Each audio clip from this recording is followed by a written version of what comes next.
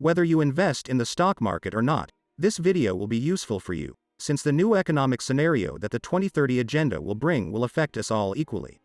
This new plan is probably the biggest economic and social reform in decades. It will have serious implications for our savings and investments, so it is vital that we know what it consists of and how it will affect us.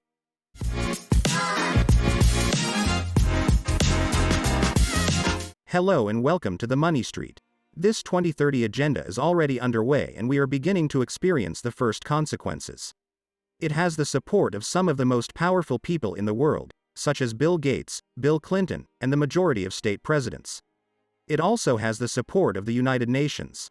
Some of the policies proposed by this economic plan could be the cause of this crisis that we are beginning to experience in the economy. In fact, the slogan of this global campaign is, "You will have nothing and you will be happy." In this video I will show you in detail what this economic agenda consists of, and how it is going to affect us. In addition, we will also see how we can protect our savings and our investments, or even benefit from this new economic scenario that is going to be implemented. You may not be familiar with Agenda 2030 as it has been mutating under different names, such as Global Goals or Global Agenda for the World. This new economic plan was born from the core of the Davos Forum, which brings together the most powerful people in the world, such as Bill Gates, Ray Dalio, most of the presidents of states and some of the most powerful businessmen in the world. In this Davos Forum, economic policies that will later be implemented at the local level are discussed. Well, this 2030 agenda was already designed in 2015 and we have been 7 years since its implementation and now we are entering the most critical phase. In fact, many experts and economists claim that these policies of the 2030 agenda could be the cause of the current crisis we are experiencing. Due to the high levels of inflation, the most characteristic symbol of this new economic campaign is a pin with 17 sections in different colors that represents each of the goals and that you have surely seen wearing some of the most famous and powerful people in the world. As you can see in this image, you can see Bill Gates giving these pins to the President of Spain or even to the King of Spain. Also, and in the same way, you can also see carrying such important presidents as the President of France. These 17 sections of this emblem represent the 17 goals sought by this 2030 agenda. Many of them are already taken for granted, such as collaboration between nations, reducing the level of inequality or reducing poverty levels. In this video we are going to focus on the economic part of this 2030 agenda, as it will completely change the way we invest and the way we save. As with the Great Economic Reset movement, there are a number of less visible people behind these movements. In particular, Klaus Schwab is the person who leads the Davos Forum or the World Economic Forum, and who seeks through these policies to modify the new economic and social reality for the coming years. Ida Auken's name probably doesn't ring a bell, but she is an important politician in Denmark and is behind some of the main economic reforms that seek to promote this 2030 agenda. In a famous statement where she sought to summarize what the economic part of this new global agenda consisted of, she said the following: "Welcome to 2030. I have nothing, I have no privacy and my life has never been better." On YouTube you can easily find a promotional video published by the World Economic Forum entitled, "8 Predictions for the World in the Year 2030. Within these 8 predictions made by this organization for the future there are some more worrying ones that I am going to summarize below. I am going to read you prediction number 2 made by this organization and which is particularly striking. The US will no longer be the world's leading power and a small number of countries will replace them. Some of the most powerful people in the world have already warned us of this risk. In fact, Ray Dalio has summarized it in the book, The New World Order. In this new scenario, the dollar would cease to be the world's most important currency and the US would enter a terrible decline due to the accumulation of debt and the rise of political populism.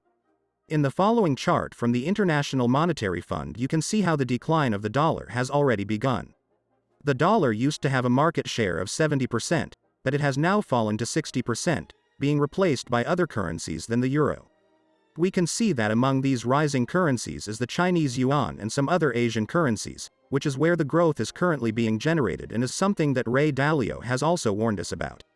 Later in this video we will see what for me is the most worrying of the predictions made by this World Economic Forum for the economy in the coming years. If we continue watching this video of the 8 predictions for the world that the World Economic Forum has, number 1 is especially striking and says the following: "You will have nothing and you will be happy, you will be able to rent anything you need." Here we can already see hints of one of the biggest economic changes to come, and that in fact we are already experiencing today. This change in mentality that people want to apply, from owning things to having to rent or lease them in the long term, is being tremendously beneficial for a small number of companies, and I am going to give you a series of revealing data that proves it. It is good that we are aware of all these changes since, eventually, we can even take advantage of it. Many of these companies, with this new economic model, are encouraging greater consumption, which translates into higher corporate profits, and that usually translates into higher stock market prices. Today people no longer own their cars, they lease or rent them from most companies or their banks of choice, paying a monthly fee. In fact, in the US, 70% of vehicles sold are financed. Similarly, most people don't own their iPhone, they rent it from Apple for a monthly fee. Most people do not own their homes either, since they have a mortgage in a monthly installment or a monthly rent if they are renting that home. Today you don't buy movies either, you simply pay a monthly fee to Netflix for the right to watch them. Companies have reached a level of obsession with offering rental products to their customers that a few days ago BMW announced that if we wanted heated seats in our cars we would have to pay a $15 a month fee. If you want more artificial sporty sounds it would be $99 a month. Even if you wanted adaptive headlights you would have to pay $10 a month. If you are enjoying this video and want to be aware of new videos, subscribe to this channel and turn on notifications. These types of initiatives might seem a little ridiculous at first, but let's think a little further. If encouraged and approved by the political and economic powers, most manufacturers could agree, as is already happening, to make this the new standard, thus forcing the consumer to spend more and spend more money. In the past, this type of actions coordinated by the industry would be considered in a monopoly since it is an abuse on the consumer, but today, how they are aligned with these new goals of the 2030 agenda of the Great Reboot or global goals or whatever they want to call it, nothing happens. We are going to see a clear example of how profitable this economic change is being for some of the biggest corporations in the world. In this case I want to show you Microsoft, which trades in the US under the ticker MSFT at a price of approximately $260 per share at present, and which, by the way, is a company founded by Bill Gates. I want you to look at the following chart of Microsoft's share price and see what happened from 2013 onwards. It came from being a boring company with a sideways behavior, but suddenly there is a turning point and the shares do not stop rising since then, multiplying by more than 10 times. The great vision that Microsoft had during those years was to get ahead of this trend that they are trying to implement now with Agenda 2030, since they changed their traditional model from selling you a perpetual license where you owned the Microsoft product to charging you a monthly rent for all their products where you no longer own the product. In the past, Microsoft sold you a license, for example, of Microsoft Office to use Word, Excel, PowerPoint for $300, and it also included updates. However, they realized that it was much more profitable to rent those services on an annual basis and that you would pay $100, which initially may seem cheaper, but you will be paying for your whole life, and they will also apply more aggressive price increases in subsequent years. In this way, in the first and second year the company earns a little less money, but then the benefits become exponential, and maybe initially they extracted $300 and now throughout the life of a client they manage to extract $3,000, $4,000, $7,000. It is paradoxical to think that 20 years ago Microsoft was investigated and severely fined for monopolistic practices and price abuse against the consumer. Yet nothing is being done today, despite the fact that much more money is being extracted from the consumer with products that are also monopolistic. However, because they align with the Agenda 2030 way of thinking, this kind of corporate behavior is condoned and even encouraged. Predictions number 5 and number 6 are some of the most worrying and could be the cause of the terrible inflation crisis we are experiencing globally. These predictions seek to protect the environment, which is a totally valid objective and one that is taken for granted that we all have to apply. However, the way to achieve this is totally radical, since they propose to completely eliminate the use of fossil fuels without a clear and strategic plan to make an energy transition. It even proposes such radical measures as setting price limits on gas or oil. The current tremendous inflation crisis we are experiencing is largely caused by the high prices of fossil fuels such as oil and gas. High and rising inflation is probably the worst economic problem for the middle class and has historically caused the highest levels of poverty and social inequality. During the last 7 years it has established a battle against fossil fuels, coinciding with the implementation of the 2030 Agenda, where an energy transition is proposed without any kind of planning, which is generating the high energy prices we are currently experiencing. linked to the lack of investment in the sector. In the following graph you can see how since the policies regarding fossil fuels began to change, investment in oil exploitation and production has fallen by 60%, from $600 billion a year to less than $200 billion. In this sense, it is not surprising that oil and gas companies have been the star investment during this year 2022, at the same time that the majority of the market plummeted given the high price levels that oil is reaching.